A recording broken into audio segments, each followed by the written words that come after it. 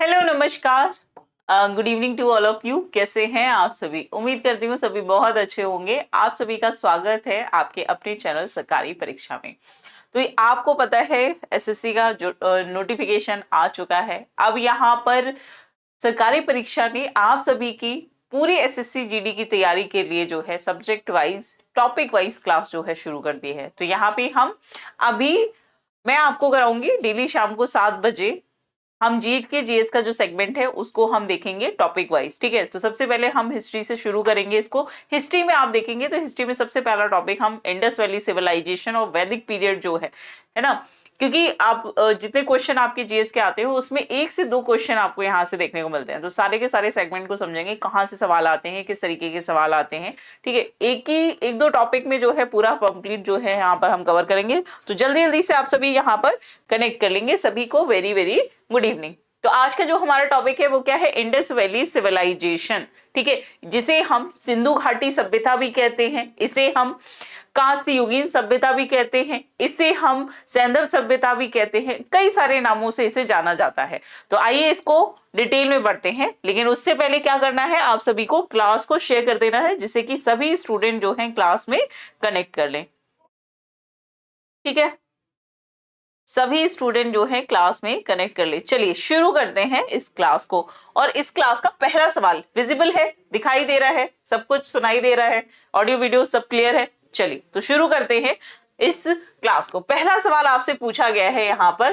First question क्या है बच्चे कि हड़प्पा सभ्यता का सर्वाधिक मान्यता प्राप्त काल कौन सा है? यानी कि जो हम इंडस वैली सिविलाइजेशन के टाइम पीरियड की बात करते हैं तो उसका समय हमने अब तक जो निकाला है वो कब से कब तक का रहा है आपका?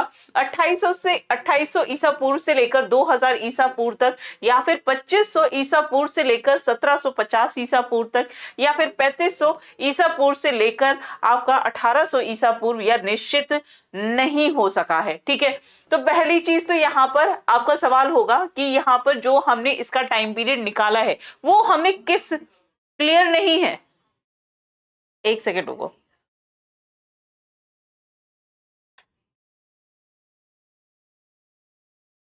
थोड़ी सी सेटिंग इसको,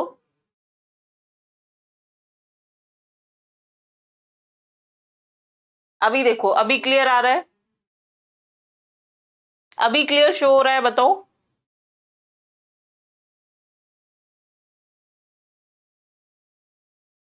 अभी क्लियर शो हो रहा है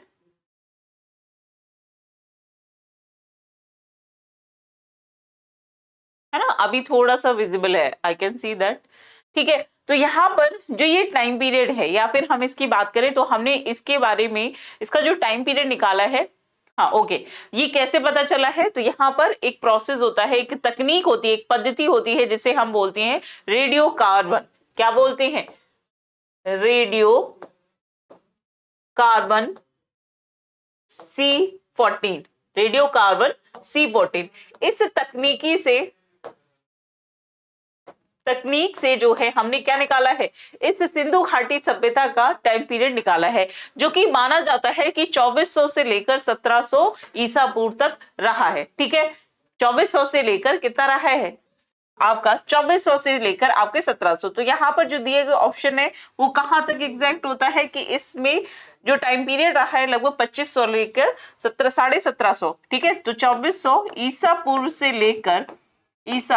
से लेकर जो है आपका 1700 ईसा पूर्व में रहा है। ठीक है, अब यहाँ पे कई तरीके के सवाल आपके बनते हैं, उन सभी को समझेंगे। सबसे पहली चीज तो ये कि यहाँ पर सिंधु घाटी सभ्यता, सिंधु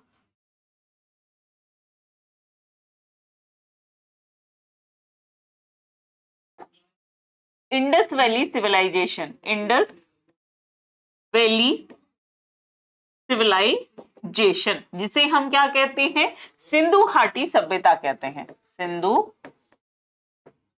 घाटी सभ्यता। पहला सवाल ही यहीं पे आ जाता है कि सिंधु घाटी सभ्यता हम क्यों कहते हैं? क्योंकि ये जो पूरी की पूरी सभ्यता है, ये पूरा का पूरा जो सिविलाइजेशन है, ये किस नदी के किनारे स्थित है, किस किनारे बसा था? तो ये इंडस वैली, जिसे हम सिंधु नदी कहते हैं। ठीक है, किसके किनारे बसा? इंडस रिवर, इसीलिए हम इसे सिंधु नदी कहते हैं। इसके अलावा इसे हम कांस्य युगीन सभ्यता भी कहते हैं। क्या बोलते हैं? कांस्य युगीन सभ्यता। ये सभ्यता कांस्य युगीन क्यों है? क्योंकि यहाँ पर हमने कांसे का यूज देखा है कि यहाँ के लोग जो हैं किसका यूज करते थे? कांसे का। इसके अलावा यहाँ पर आप देखोगे इसे सैंधव सभ्यता भी कहा जाता है। ठीक है, सभ्यता भी कहा जाता है। अब ये जो पूरी सभ्यता है इसकी खोज सबसे पहले किसने की? तो इसको खोजा गया, इस पूरे सिंधु घाटी सभ्यता में कई सारे स्थान आते हैं। आपका कालीबंगा आता है, बनावली आता है, रोपड़ आता है, लोथल आता है ना। ये सभी स्थान आते हैं कहां पर? आपके इस इंडस वैली सिविलाइजेशन में। आप देखेंगे कि इस पूरे इंडस वैली सिविलाइजेशन की एक जगह होती है जिसको सबसे पहले खोजा गया, जिसका नाम है हड़प्पा। ठीक है, इसके पीछे भी एक कहानी है। हड़प्पा अगर आप देखेंगे तो ये रावी नदी के तट पर स्थित है। ठीक है, किसके किनारे बसा हुआ है? रावी नदी के तट पर स्थित। कहां पर है? पाकिस्तान में, वर्तमान पाकिस्तान में है। ठीक है, तो यहां पर सबसे पहला स्थान जो है हड़प्पा खोजा गया। दरअसल आपको बता दूं कि जो पुरातात्विक विद थे, जब हमारा कोलकाता में क्या बनाया गया? आर्कियोलॉजिकल सर्वे ऑफ इंडिया, जहां पर जितने भी हिस्टोरियन थे उनको कहा गया कि आप खोजिए कि भारत में क्या क्या प्रमुख चीजें हैं। तो उसी खोज में आप देखोगे कि जब रेलवे लाइन बिछाई जा रही थी, ठीक है, आपको मालूम है डलहौजी ने रेलवे लाइन की शुरुआत की थी, तो रेलवे लाइन को बिछाने के लिए वहां पे ईंटों की जरूरत थी। तो वहीं पर एक खंडर था, खंडर से बेचारे वर्कर थे, मजदूर थे, उनको नहीं पता था, उन्होंने उठाया और उन ईंटों को जो है रेलवे ट्रैक पे लगा दिया। लेकिन आपको बता दूं कि जब वहां पे उन ईंटों को देखा गया ध्यान से तो उसपे कुछ कुछ आकृतियां बनी थी, यानी कि ऐसी आकृतियां पहले कहीं नहीं देखी गई, भारत की किसी भी ईंट में या इस तरीके के पत्थरों में नहीं देखी गई। तो जब ऐसा देखा गया तो आर्कियोलॉजिकल सर्वे को कॉल किया गया, बोला गया आइए देखिए। तो यहाँ पर आते हैं, हड़प्पा नामक स्थल की सबसे पहले खोज की गई और ये किसने की? दयाराम साहनी के द्वारा। ठीक है, दयाराम साहनी ने जो है 1921 में सबसे पहले हड़प्पा नामक स्थल की खोज की। इसके बाद दूसरे व्यक्ति आते हैं जिनका नाम था राखल दास बनर्जी। ठीक है, कौन है? राखल दास बनर्जी। ये किसकी खोज कर देते हैं? मोहन जोदाड़ो की। ठीक है, मोहन जोदाड़ो की खोज करते हैं, जो कि इंडस रिवर यानी कि सिंधु नदी के किनारे स्थित था। कहां पर? इंडस रिवर और सिंधु नदी के किनारे स्थित था। जब इस हड़प्पा और मोहनजोदाड़ो की स्टडी की गई तब यहां पर यह देखा गया कि ये जो स्थल है, ठीक है, ये कब किया गया? बिल्कुल 1922 में, अगले साल ही पहुंच जाते हैं। लेकिन यहाँ पे एक सवाल और बनता है कि ये जो दोनों लोग हैं, ठीक है, दयाराम साहनी और राखल दास बनर्जी ने, इन्होंने किसके नेतृत्व में किया? ये तो पुरातात्विकविद थे, हिस्टोरियन थे, लेकिन ये आर्कियोलॉजिकल डिपार्टमेंट के जो हेड थे वो कौन थे? वो थे आपके जॉन मार्शल। इन्होंने किसके नेतृत्व में काम किया है? John Marshall. ये सवाल आपके एग्जाम में इंपॉर्टेंट है क्योंकि जॉन मार्शल से पहले अलेक्जेंडर कनिंघम को यह जिम्मेदारी दी गई थी कि आप भारत के प्रमुख क्षेत्रों को इन्वेस्टिगेट करिए। ठीक है, तो यहां पर इसको ध्यान रखिएगा। और एक चीज और भी इंपॉर्टेंट है, पूरी दुनिया में अगर आप देखोगे तो कई सारी सभ्यताएं आप देखते हैं। आप मेसोपोटामिया की सभ्यता देखते हैं, आप चीन की सभ्यता देखते हैं, मैक्सिको की, अमेरिका की सभ्यता देखते हैं, लेकिन इन सभी सभ्यताओं में एक ऐसी सभ्यता जो आज तक बरकरार है, आज भी उसको हम उतना ही प्रासंगिक मानते हैं। वो कौन सी सभ्यता है? वो आपकी इंडस वैली सिविलाइजेशन है और साथ ही के साथ आपकी चीन की सभ्यता। ये दो ही दुनिया की ऐसी सभ्यताएं हैं जो अब तक सरवाइव करती आ रही हैं। जो मूल वहां के लोग थे, जो उस समय के इंडस वैली सिविलाइजेशन में जो लोग थे, उनके वंशज आज भी आपको देखने को मिलेंगे। लेकिन अगर आप बाकी देशों में जाकर देखोगे तो जैसे कि हम अमेरिका की बात करते हैं तो आप जानते हैं कि जब औपनिवेशिक शासन चल रहा था तो उस समय यूरोप के लोग जो है अमेरिका पहुंच गए और इन लोगों ने सिर्फ अमेरिका की जो वहां का आदिवासी समुदाय था, जो मूल निवासी था, उसको ही समाप्त नहीं किया, उसके अलावा इन्होंने अपनी ही जो इनकी कम्युनिटी थी उसको यहाँ पे, इसी तरीके से आपको डिफरेंट क्षेत्रों में अतिक्रमण के कारण जो वहां के मूल निवासी थे उनका जो स्थानीय निवास था वो धीमे धीमे समाप्त हो जाता है। ठीक है, तो ये एक सबसे प्राचीनतम सभ्यता है। दो सभ्यताओं को याद रखिएगा, एक तो चीन की सभ्यता, दूसरा आपका इंडिया की। अब इसी पे एक सवाल और भी बनता है।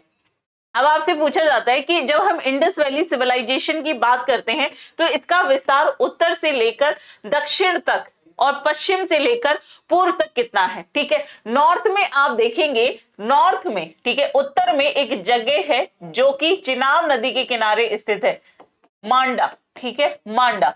आपसे पूछा जाए, ये पूछा गया सवाल है कि सिंधु घाटी सभ्यता का उत्तरतम विस्तार कहां तक पाया गया है, तो ये कहां है, ये चिनाब नदी किनारे बसा एक मांडा शहर है जो कि कहां मिलेगा आपको, जम्मू एंड कश्मीर में। ठीक है, कहां पे, जम्मू एंड कश्मीर में। इसी तरीके से अगर आपसे पूछा जाए कि दक्षिणतम भाग कहां तक ये विस्तार था, दक्षिणतम, तो यहां पर आप देखोगे गोदावरी नदी है, साउथ में आप देखेंगे, ठीक है, साउदर्न पॉइंट में आप देखेंगे गोदावरी नदी के किनारे जो है दायमाबाद, दायमाबाद, जो कोई कहां मिलेगा आपको, महाराष्ट्र में। ठीक है, कहां पर, तो उत्तर में चिनाब नदी से लेकर दक्षिण में गोदावरी नदी तक जो है किसका विस्तार था, आपके इंडस वैली सिविलाइजेशन का। इसी तरीके से आप पश्चिम में देखेंगे तो पश्चिम में एक क्षेत्र मिलता है जिसको सुतका गांडूर कहते हैं। ठीक है, क्या बोलते हैं, सुतका गोंडीर कहते हैं,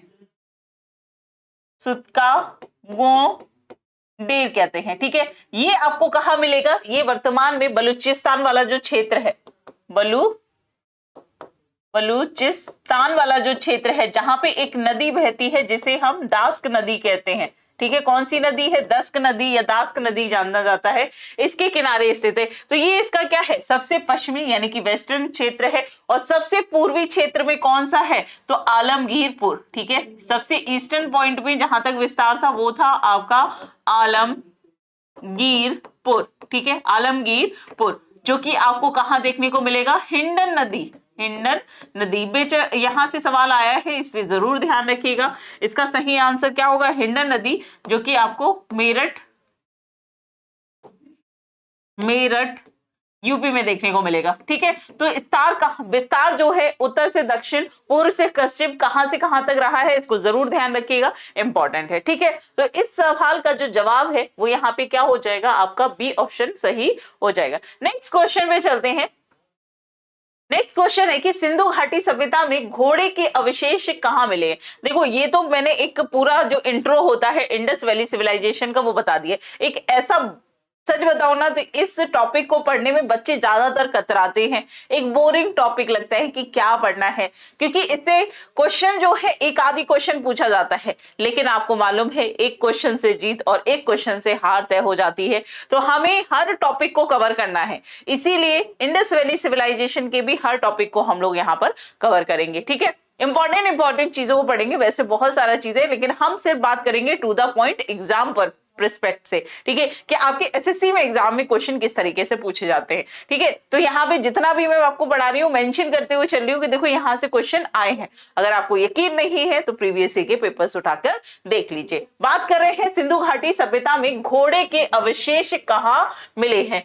सुतकोटदा में मिले हैं, बनावली, ठीक है, कुलोथल, या फिर आपके कालीबंगा में मिले हैं। तो यहाँ पर आपको बता दूं कि ये जो घोड़े के साक्ष्य है ये आपको कहाँ पे मिलेंगे, ये आपको देखने को मिलेंगे लोथल में। ठीक है, लोथल में। अगर आप इंडस वैली सिविलाइजेशन को देखेंगे तो इंडस वैली सिविलाइजेशन में दो क्षेत्र बहुत ज्यादा इंपॉर्टेंट है, एक तो सुतगोंडा जो कि अभी हमने बलूचिस्तान में देखा, और दूसरा है यहाँ पर लोथल। क्यों इंपॉर्टेंट है, क्योंकि उस समय का इंडस वैली सिविलाइजेशन का ये क्या था, एक प्रमुख बंदरगाह केंद्र भी था। ये क्या था, प्रमुख बंदरगाह केंद्र भी था। कौन सा, लोथल। कहां पर स्थित है, गुजरात में स्थित है ये जगह। ये प्राचीन सभ्यता की कहां पे स्थित है, गुजरात में। अब ये बंदरगाह था, यहाँ पे पोर्ट था, इसका मतलब ये है कि हमारा व्यापार होता था। तो अगर आप देखोगे तो ये इंडस वैली सिविलाइजेशन है, इससे ये भी प्रमाण मिलता है कि ये एक तो नगरीकृत सभ्यता थी। यहाँ पे लोग जिस तरीके से आज हम जिस तरीके से रहते हैं उस समय भी रहते थे, और यहाँ पर जो लोग हैं वो व्यापार करते थे। ईरान इराक तक व्यापार होता था, ईरान और इराक तक होता था। अब आप कहोगे कि ठीक है भाई होता होगा, लेकिन ये व्यापार जो करते थे उसमें भेजते क्या थे, या फिर ये किस चीज को मंगाते थे। तो आप देखोगे कि जो शीप होते हैं, शंख होते हैं, मोती होंगे, शंख होंगे, मोती, शंख, ठीक है, शंख, शीप, ठीक है, ये सभी चीजों का ये क्या करते थे, व्यापार करते थे। पत्थरों का भी, पत्थरों का भी, ठीक है। तो इसको यहाँ पर ध्यान रखिएगा, लोथल जो है इंपॉर्टेंट है। आगे बात करेंगे नेक्स्ट क्वेश्चन पे कि सिंधु घाटी स्थल कालीबंगा किस प्रदेश में स्थित है? राजस्थान में, गुजरात में, मध्य प्रदेश में या फिर उत्तर प्रदेश में? बताइए इसका आंसर आप सभी का क्या हो जाएगा।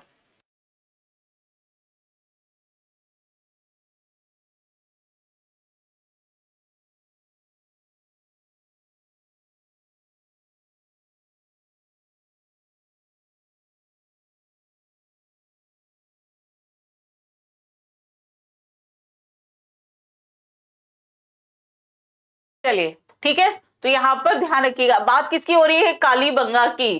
कालीबंगन जो कि कहां पे स्थित है? राजस्थान में, ठीक है। कहां पर स्थित है? राजस्थान में। अब आप कहोगे कि अब यहां से भी सवाल बनता है कि ये जो कालीबंगा है, ठीक है, कालीबंगा, कालीबंगन की बात करें, यहां से पाया क्या गया, क्या क्या चीजें जो है हमें यहां से प्राप्त हुई हैं? तो एक तो है यहां पर आप देखेंगे नक्काशी वाली ईंटें, नक्काशी वाली ईंटें जो हैं यहां से प्राप्त हुई हैं, ठीक है। इसके अलावा आप देखोगे जुते हुए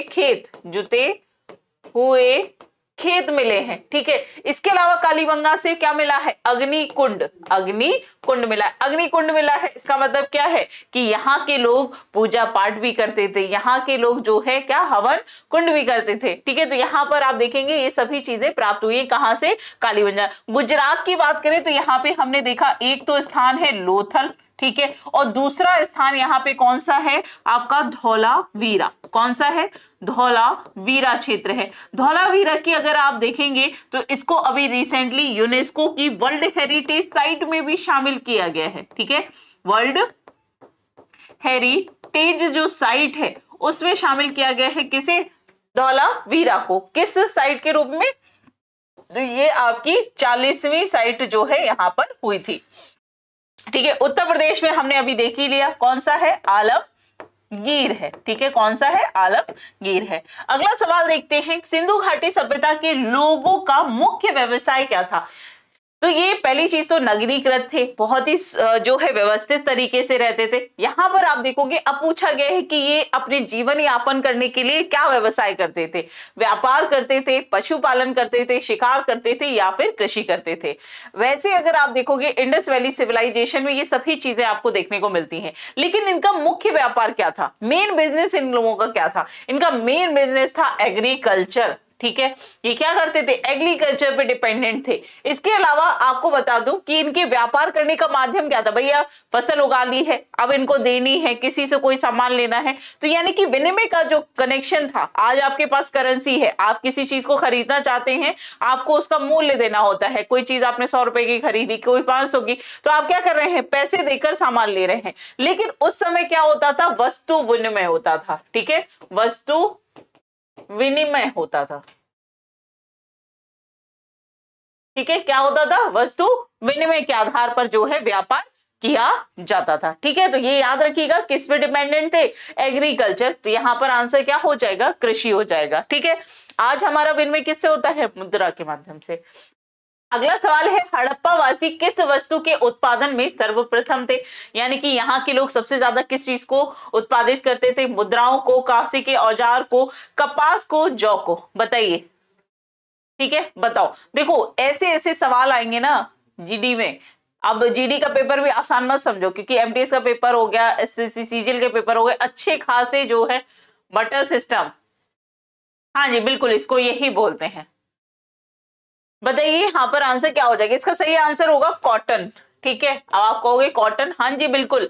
आप देखेंगे तो बुने हुए कपड़ों के साक्ष्य मिले हैं मोहनजोदाड़ो से, हड़प्पा सभ्यता से, ठीक है। बुने हुए कपड़े, तो यहाँ पर लोग जो हैं, आप भी सोचो कि उस समय के लोग आदिवासी होंगे, पत्ते लपेट के रहते होंगे, नहीं, प्रॉपर वस्त्र व्यापार होता था, वस्त्रों का उत्पादन किया जाता, तो ऊन के द्वारा कपड़े बनाए जाते थे, ठीक है। तो यहाँ पर याद रखिएगा कॉटन जो है सही हो जाएगा। अगला है, निम्नलिखित विद्वानों में से हड़प्पा सभ्यता का सर्वोत्तम खोजकर्ता कौन है? ठीक है, तो हड़प्पा सिविलाइजेशन की खोज सबसे पहले किसने की है? जॉन मार्शल ने की है, आर.डी. बनर्जी ने, एन कनिंगम, ए का मतलब है अलेक्जेंडर कनिंगम, या फिर आपके दयाराम साहनी। तो मैंने अभी आपको बताया कि यहां पर जॉन मार्शल के नेतृत्व में दयाराम साहनी के द्वारा सबसे पहले, ठीक है, इसको कौन रेगुलेट कर रहा था? यहाँ पे 1921 में जो हड़प्पा स्थल खोजा गया, वो किसने खोजा तो दयाराम साहनी ने, लेकिन किसके नेतृत्व में? उस समय आर्कियोलॉजिकल डिपार्टमेंट ऑफ इंडिया का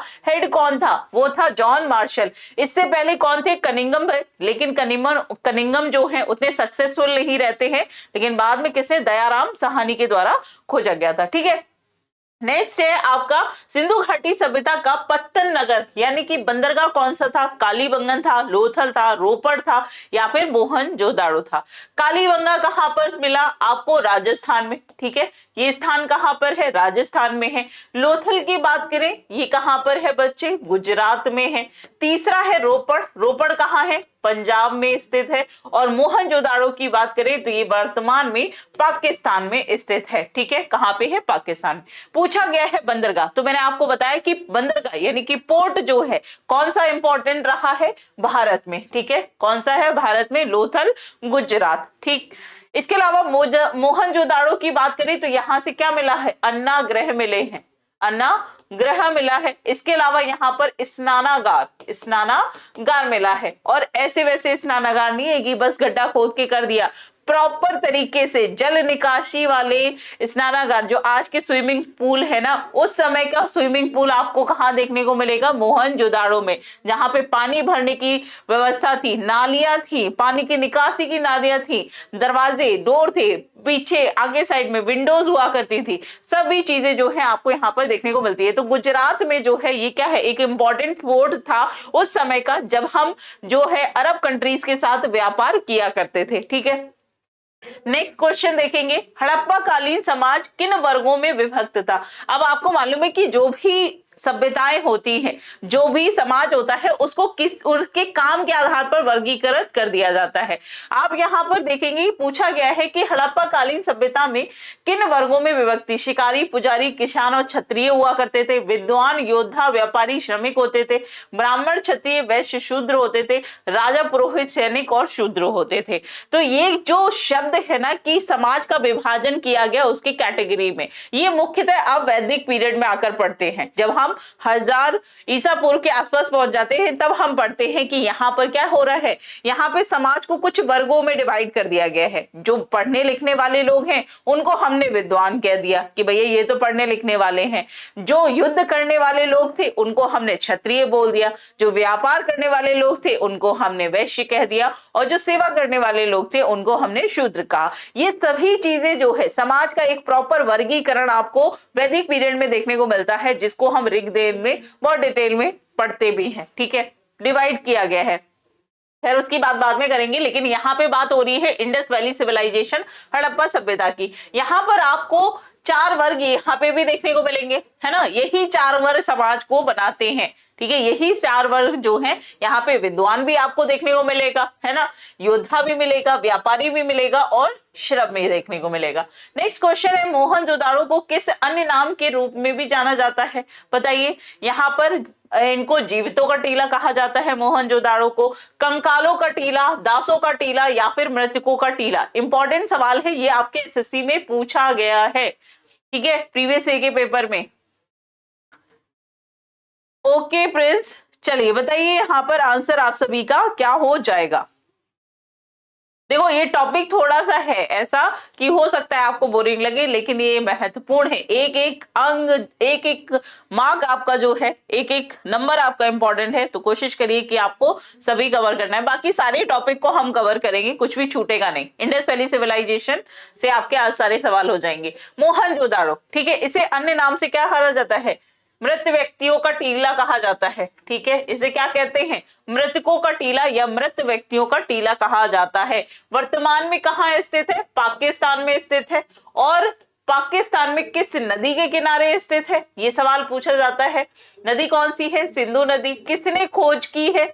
किसने खोज की है? तो आप जानते हैं राखल दास बनर्जी। यहाँ पे क्या क्या मिला? तो हमें अन्नागार मिले हैं। आप बता दूं कि जो इनका स्नानागार मिला है उसके आसपास रूम्स भी मिले हैं। जिस तरीके से आज आप कहीं स्विमिंग पूल में जाते हैं, है ना, कहीं वाटर पार्क में जाते हैं, तो वहां पे आपको चेंजिंग रूम दिए जाते हैं कि भाई आप नहाने के बाद, नहाने से पहले कपड़े चेंज कर सकते हो। तो यही सिस्टम आपको वहां पे भी देखने को, स्टोरेज, खाने का स्टोरेज अलग है, स्नानागार के आसपास रूम बनाए हैं कि भाई आप कर सकते हो, हवन कुंड करने का, पूजा पाठ करने की सारी चीजें हैं। तो बहुत सिस्टमैटिकली जो है उस समय के लोग भी रहते थे। अगला है मांडक किस नदी के किनारे स्थित है? देखो इसीलिए मैंने आपको स्टार्टिंग में ही बता दिया था। मांडा बताइए, ये इसको अभी अभी मैंने आपको एक्सप्लेन किया है, चिनाब, सतलज, रावी और सिंधु नदी। बताइए यहाँ पर। बिल्कुल, राखल दास बनर्जी। देखो एक चीज बताई मैंने अभी कि उत्तर से दक्षिण, ठीक है, पूर्व से पश्चिम। तो पूर्व में बलूचिस्तान में, ठीक है, तुत्का गेंडोर करके जगह है, वहां पे वेस्ट में, और यहाँ पर आलमगीर है ईस्ट में, ठीक है, ईस्ट में। नॉर्थ में आपको मिलता है मांडा, और दक्षिण में आप देखेंगे आपका दौलताबाद, ठीक है, दायमाबाद, दौलताबाद नहीं है, दायमाबाद, ठीक है, दायमाबाद। ये विस्तार जो है आपकी सिंधु घाटी सभ्यता का है। पूरे के पूरे क्षेत्र को हम सिंधु घाटी सभ्यता कहते हैं। तो यहाँ पे जो मांडा है, पहली चीज तो कहां पे स्थित है? जम्मू एंड कश्मीर में। किस नदी के किनारे है? चिनाब नदी के किनारे, ठीक है। तो सिंधु घाटी सभ्यता उत्तर में चिनाब नदी तक विस्तार इसका था। तो यहाँ पर आंसर क्या हो जाएगा? चिनाब नदी सही आंसर हो जाएगा, ठीक है। चलिए नेक्स्ट क्वेश्चन देखेंगे। पूर्व वैदिक या ऋग्वैदिक संस्कृति का काल किसे माना जाता है? 1500 से लेकर 1000 ईसा पूर्व तक, 1000 से लेकर 600 ईसा पूर्व तक, या 600 से लेकर आपका 600 ईसा पूर्व से लेकर 600 ईस्वी तक, या फिर इनमें से कोई नहीं। अब देखो अभी हमने इंडस वैली सिविलाइजेशन से, सिंधु घाटी सभ्यता से जितने महत्वपूर्ण सवाल आपके होते हैं उनको देखा है। अब हम आ चुके हैं किसमें? आपके वैदिक पीरियड में। और वैदिक पीरियड की अगर हम बात करें तो ये कब से कब तक माना जाता है? वैदिक पीरियड का जो समय है ये आपका 1500 से लेकर 1000 ईसा पूर्व तक का माना जाता है, ठीक है। वैदिक पीरियड, वैदिक काल, वैदिक काल। वैदिक काल के बाद देखो सिंधु घाटी सभ्यता आप पढ़ेंगे, उसके बाद वैदिक पीरियड है, उसके बाद उत्तर वैदिक पीरियड पढ़ते हैं, फिर आप देखेंगे महाजनपद काल को, है ना। इस तरीके से पूरे के पूरे एक सीक्वेंस में जो है आपको हिस्ट्री को पढ़ना है। हिस्ट्री एक कहानी है, ठीक है। हिस्ट्री या इतिहास की बात करें तो एक कहानी है, और कहानी को अगर आपने कभी किसी की कहानी सुनी होगी तो आप जानते हैं कि हर चीज का एक के बाद एक सिस्टमैटिकली क्रम होता है। तो अगर आप भी इतिहास को पढ़ना चाहते हैं, हिस्ट्री को सच में पढ़ना चाहते हो, तो कहीं से भी कुछ भी मत पढ़ो, एक सीक्वेंस में जो है इसको पढ़ना शुरू करिए। टाइम लीजिए, कोई दिक्कत नहीं है, लेकिन अगर आप इसको एक के बाद एक क्रम में पढ़ेंगे तो विश्वास मानिए कि हिस्ट्री जो है आप प्रॉपर तरीके से कर लेंगे। तो यहाँ पर आंसर क्या हो जाएगा आपका? वैदिक पीरियड जो है 1500 से लेकर 1000 ईसा पूर्व तक रहा है। वेदों की संख्या कितनी थी? 2 थे, 3 थे, 4 या फिर 5 वेद। देखो अब ये ऐसा पीरियड था जहां पर हमें लिखित साक्ष्य मिल रहे हैं। उस समय में कौन सी क्या घटनाएं थी, समाज की क्या स्थिति थी, लोगों की क्या स्थिति थी, उनके क्या नियम कानून थे, ये सभी चीजें हमें लिखित में मिलती हैं। और वो हमें किससे मिलती है? वो हमें धर्म ग्रंथों से मिलती है। और इसी में हमारा धर्म ग्रंथ है, इसी में हमारा धर्म ग्रंथ है वेद, ठीक है, वेद, ठीक है। वेदों की संख्या उनके कार्य के आधार पर बांट दी गई है। जैसे कि आप देखेंगे कि पहला है जो कि सबसे प्राचीनतम है आपका ऋग्वेद, ठीक है। सबसे प्राचीनतम वेद को हम प्राचीनतम वेद कौन सा है? तो वो है आपका ऋग्वेद है। दूसरा आता है आपका सामवेद। दूसरा कौन सा है? सामवेद है। तीसरा आएगा आपका यजुर्वेद, यजुर्वेद। और अगर आपसे पूछा जाए कि सबसे आखिरी में जो वेद लिखा गया है, मैंने कहा ना कि ये क्या है? लिखित साक्ष्य है। तो यहां पर जो लिखा गया सबसे अंतिम में वेद है वो कौन सा है? अथर्व, अथर्व वेद है, ठीक है। क्या है? अथर्व वेद है। अब आप देखोगे कि ये जो चारों वेद हैं इनमें अलग अलग चीजों का वर्णन किया गया है। अगर हम बात करें किसकी? ऋग्वेद की। ऋग्वेद में आपको क्या देखने को मिलेगा? ऋग्वेद में देखने को मिलेंगी आपको रचनाएं, ठीक है, क्या मिलेंगी, रचनाएं देखने को मिलेंगी। यहीं पर आप देखेंगे कि ऋग्वेद में ही आपका जो गायत्री मंत्र है, ठीक है, गायत्री मंत्र हमने किससे लिया है, ऋग्वेद से लिया है। इसी तरीके से अगर सामवेद की बात करें तो इसे क्या कहा जाता है, भारतीय संगीत का पितामह कहा जाता है, भारतीय संगीत का जनक माना जाता है। किसे, सामवेद को भारतीय संगीत का जनक माना जाता है, ठीक है, किसे, आपके सामवेद को, ठीक है। इसी तरीके से यजुर्वेद की बात करें तो यजुर्वेद में जब युद्ध के समय युद्ध के नियमों को यहां पर नियमों को वर्णित किया गया है, किसमें, यजुर्वेद में। इसी तरीके से अथर्ववेद की अगर हम बात करें तो इसमें समाज के नियम है, समाज के नियम है। अब समाज के तो आपको पता ही है, अच्छे और बुरे सारे नियम होते हैं। तो समाज में आप देखोगे विवाह है,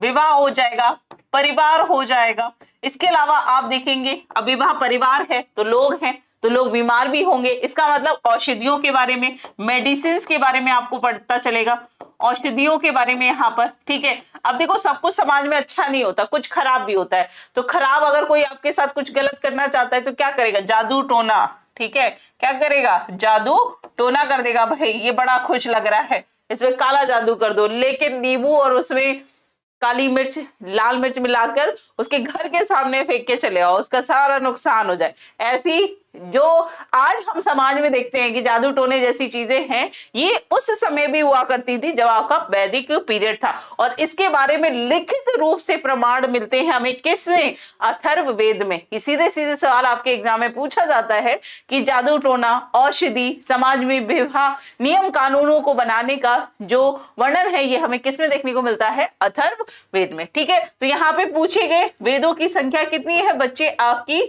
4 है, ठीक है, कितनी है, 4 है। नेक्स्ट क्वेश्चन देखते हैं। नेक्स्ट क्वेश्चन है कि कौन से 3 वेद संयुक्त रूप से त्रयी या फिर वेद त्रयी कहलाते हैं। इंपॉर्टेंट सवाल है, ठीक है। आपके वेद कितने हैं, वेद है आपके 4, ठीक है। अभी हमने पढ़ा 4 वेद है, ऋग्वेद है, यजुर्वेद है, अथर्ववेद है और सामवेद है। लेकिन इनमें से 3 वेद मिलाकर जिसको हम त्रयी वेद कहते हैं या फिर वेद त्रयी कहते हैं वो कौन से हैं। आपके ऑप्शन है ऋग्वेद, यजुर्वेद, सामवेद, ऋग्वेद, यजुर्वेद, अथर्ववेद, ऋग्वेद, सामवेद, अथर्ववेद या फिर यजुर्वेद, सामवेद, अथर्ववेद। ये क्वेश्चन जो है आपके पीसीएस के भी एग्जाम में पूछा गया है। बता दो भाई, भारत का आंसर आया है ऋग्वेद, यजुर्वेद और सामवेद। बाकी लोग भी जो है आंसर करके कमेंट का देंगे तो पता चलेगा कि आप लोगों को कितना आइडिया हो रहा है। चलिए बताइए यहाँ पर आंसर जो है क्या हो जाएगा। हाँ तो बिल्कुल सही आंसर है, क्या हो जाएगा, ऋग्वेद, यजुर्वेद और सामवेद। इनको हम क्या कहते हैं, त्रयी कहते हैं। इसमें कौन सा वेद शामिल नहीं है, इसमें कौन सा वेद शामिल नहीं है, इसमें अथर्ववेद शामिल नहीं है। कौन सा, अथर्ववेद शामिल नहीं है, इसलिए यहाँ पर आंसर क्या हो जाएगा, आपका ए ऑप्शन सही हो जाएगा। नेक्स्ट क्वेश्चन पे चलते हैं। भारत के राज चिन्ह में प्रयुक्त होने वाला शब्द सत्यमेव जयते, ठीक है, किस उपनिषद से लिया गया है, ठीक है।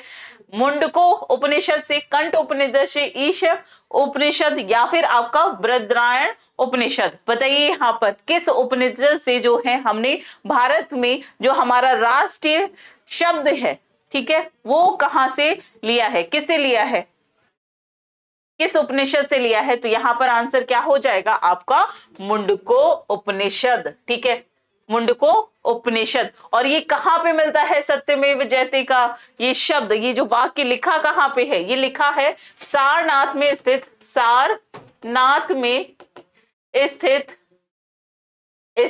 अशोक स्तंभ, अशोक स्तंभ, ठीक है। उसमें कितने, अशोक स्तंभ में आपको क्या मिलते हैं, उसमें आपको 4 शेर देखने को मिलेंगे और उन्हीं के नीचे जो है क्या लिखा है, सत्यमेव जयते लिखा है, ठीक है, सत्यमेव जयते। और ये क्या है, ये आपका राष्ट्रीय शब्द है, राष्ट्रीय वाक्य है। अगला सवाल है, ऋग्वेद किस मंडल में शूद्र का उल्लेख पहली बार मिलता है। मैंने आपको बताया कि अभी हम लोगों ने देखा था ना कि काम के आधार पर जो हड़प्पा कालीन सभ्यता है उसमें पूरे समाज को वर्गीकृत किया गया था। इसी तरीके से आप देखोगे देखेंगे कि जब हम वैदिक पीरियड में आ जाते हैं, उसमें जब हम ऋग्वेद को देखेंगे तो ऋग्वेद में एक मंडल है, ऋग्वेद में एक मंडल है। जिस तरीके से आपकी एक किताब होती है उसमें कुछ चैप्टर होते हैं, उसी तरीके से आपके ऋग्वेद में भी चैप्टर्स हैं। और इसका जो 10वां चैप्टर है, जो कि 10वां मंडल कहलाता है, इस मंडल में जो समाज है, ठीक है, समाज को कार्यों के आधार पर, कार्यों के आधार पर कितने वर्गों में, 4 वर्गों में विभाजित किया गया है। 4 वर्गों में कौन कौन से वर्ग हैं? तो सबसे पहला वर्ग आता है आपका ब्राह्मण वर्ग, ठीक है। ब्राह्मण वर्ग जिसका काम क्या है, इसको काम दिया है शिक्षा। तो जितने भी लोग जो भी शिक्षा देने वाले, वो कोई भी हो सकता है, वो जरूरी नहीं है कि उसके पिता शिक्षा दे रहे थे तो वो भी शिक्षा देगा, ऐसा नहीं है, हायरार्की नहीं है, ना वंशानुगत है, कुछ नहीं है। ये क्या है, आप यहाँ पे सिर्फ काम, कोई अगर शूद्र का व्यक्ति बाद में जाकर सोचे कि शिक्षा ग्रहण करनी है तो वो भी कर सकता है, उसको सिर्फ काम के आधार पे बोला जाता था कि ब्राह्मण है। दूसरा आता है युद्ध करने वाले लोग, उन लोगों को क्या कहा गया, क्षत्रिय। तीसरा आते हैं वैश्य, वैश्य क्या थे, ठीक है, युद्ध करने वाले वैश्य थे, व्यापार करने वाले। और आपके चौथे थे शूद्र, जो कि समाज की सेवा करते थे। कौन थे, सेवक थे। आगे चल के आप देखोगे कि ये एक परंपरा के रूप में जो है विकसित हो गया, और अभी तक जो ये समाज का ये वर्ग है, अब उतनी ज्यादा रिजिड तरीके से, जिस तरीके से इसको शुरू किया गया था, इसने ही दिशा जो है सब कुछ बदल के आज आप जानते ही हैं स्थिति क्या है। तो यहाँ पे शूद्रों का उल्लेख पहली बार आपको कहाँ मिलता है, 7वें मंडल में, 8वें नंबर मंडल में, 9वें मंडल में, या फिर 10वें मंडल में, ठीक है। तो याद रखिएगा ये कहाँ पे मिलता है, 10 में, ठीक है, 10वें मंडल में मिलता है। इसके आगे आप जाओगे तो मनुस्मृति वगैरह जो है, उसमें अगर आप देखोगे तो वहां पे ये 4 वर्गों को मानव शरीर के अंगों की तरह बताया है। जैसे कि जो सिर है, इसको क्या बताया है, सिर जो है ये ब्राह्मण को दर्शाता है। बाहु आपकी क्या है, बलशाली होती है, बाहु आपकी यानी भुजाएं आपकी, ये क्षत्रिय को दर्शाती हैं। इसके अलावा पेट जो है ये आपका वैश्य को दर्शाता है। वैसे भी आपको मालूम है व्यापारी वर्ग के लोगों का पेट निकला होता है, और जो आपके चरण होते हैं उनको शूद्रों से दर्शाया जाता है।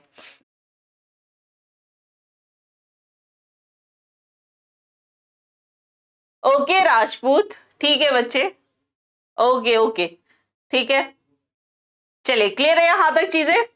चलो नेक्स्ट क्वेश्चन, पुराणों की संख्या कितनी है, 18 है, 19 है, 20 है, या फिर 21 है? तो भारतीय जो भारत के धर्म ग्रंथ हैं उसमें आपके पुराण हैं, आपके उपनिषद हैं, आपके वेद हैं। तो यहाँ पे बात किसकी हो रही है, पुराणों की। पुराणों की संख्या कितनी है बच्चे, आपके 18 पुराण हैं, ठीक है। इसके अलावा बात करें किस देवता के लिए ऋग्वेद में पुरंदर शब्द का प्रयोग हुआ है, इंद्र के लिए, अग्नि के लिए, वरुण के लिए, या फिर सोम के लिए? बताइए, राजपूत, प्रिंस, भारत, अभिषेक, किसके लिए जो है यहां पर पुरंदर शब्द का यूज किया गया है? फटाफट से बताएंगे। चलिए सरिता, ओके सरिता, इंद्र, बिल्कुल। भगवान इंद्र जो है इन्हें क्या कहा गया है, इन्हें पुरंदर कहा गया है। इसके अलावा एक और पूछा जाता है कि ऋग्वेद में गाय को एक शब्द दिया गया है, उसका नाम है अघन्या। क्या बोलते हैं, गाय को अघन्या कहा जाता है। ये सवाल आपके एग्जाम में पूछा गया है। नेक्स्ट क्वेश्चन है कि आर्य भारत में बाहर से आए और सर्वप्रथम बस गए थे, ठीक है। तो आप देखेंगे कि आर्य जो है ये भारत के बाहर से आते हैं और भारत में बस जाते हैं। कहाँ पे, सामा तट में, या प्राग ज्योतिष में, पंजाब में, या फिर पांचाल में? बताइए यहाँ पर आंसर क्या हो जाएगा। तो बता दूं आपको कि आर्य जो थे ये आकर कहाँ बच गए थे, ये आपके पंजाब वाले क्षेत्र में, ठीक है। कहाँ पे, पंजाब, ठीक है, पंजाब, ठीक है। पंजाब का शॉर्ट फॉर्म अगर हम इसका संधि विच्छेद करते हैं तो पंच मतलब 5, आप का मतलब होता है नदियों वाला, 2 नदी का क्षेत्र, इसीलिए हम इसे क्या कहते हैं, पंजाब। क्योंकि सिंधु घाटी की जितनी भी सहायक नदियां हैं वो मिलकर क्या बनाती हैं, पंजाब बनाती हैं, ठीक है। नेक्स्ट क्वेश्चन है वैशेषिकी दर्शन प्रतिपादक किसके द्वारा किया गया, कपिल के द्वारा, उलूक कणाद के द्वारा, अक्षपाद गौतम के द्वारा, या फिर पतंजलि के द्वारा? बताइए यहाँ पर आंसर आप सभी का क्या हो जाएगा, ठीक है। तो किसके द्वारा किया गया है यहाँ पर? कनाद के द्वारा। ठीक है, किसके द्वारा? कनाद। नेक्स्ट क्वेश्चन है कि ऋग्वेद का कौन सा मंडल पूर्णतः सोम को समर्पित है? 7वां मंडल, 8वां मंडल, 9वां मंडल या फिर 10वां मंडल? बताइए, सोम को कौन सा मंडल जो है सोम को समर्पित किया गया है?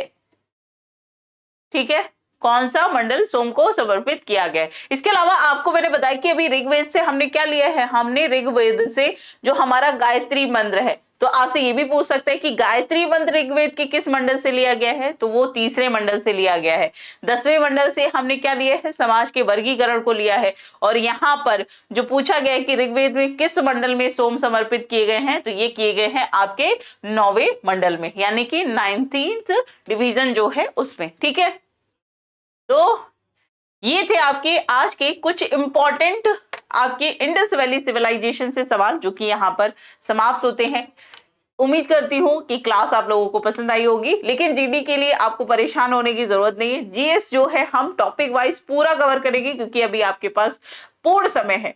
आपको भी क्या करना है? आपको प्रीवियस ईयर के पेपर्स लगाने हैं, और साथ ही के साथ आपको मेरे साथ, अगर मैं आपको टॉपिक से रिलेटेड कोई भी, यहाँ पे हम जो भी टॉपिक पढ़ रहे हैं उससे रिलेटेड आप बुक से भी उस मैटर को पढ़िए, और देखिए कि आप बुक से और इस क्लास को अगर एक साथ लेके चलेंगे तो यहाँ पे बस रीडिंग लगानी है। उसी के हिसाब से आप देखेंगे कि आपका जो जीएस वाला सेगमेंट है, क्योंकि जीएस से एसएससी में बच्चों में बहुत डर लगता है, और मैं उस चीज को समझती भी हूँ, क्योंकि हमें अलग अलग सब्जेक्ट को पढ़ना होता है, लेकिन हमारा प्रयास रहेगा कि हम आसान से आसान तरीके से आपको चीजें जो है डिलीवर कर सके, आपको याद हो सके। तो आज की क्लास आपको कैसी लगी है कमेंट करके जरूर बताइएगा। ठीक है, तो चलिए मिलते हैं। बाकी सुबह आपकी 8:15 पे करंट अफेयर की क्लास होती है, तो उसमें जुड़िएगा। शाम को 7 बजे से आपकी डेली अब एसएससी की जीएस की टॉपिक वाइज क्लास चलेगी। तो आज हमने इंडस वैली सिविलाइजेशन पढ़ा है और वैदिक पीरियड पढ़ा है। कल हम नेक्स्ट टॉपिक के साथ मिलेंगे, और तब तक अपना ख्याल रखिए। ऐसे ही हंसते मुस्कुराते रहिए, मस्त रहिए, खुश रहिए।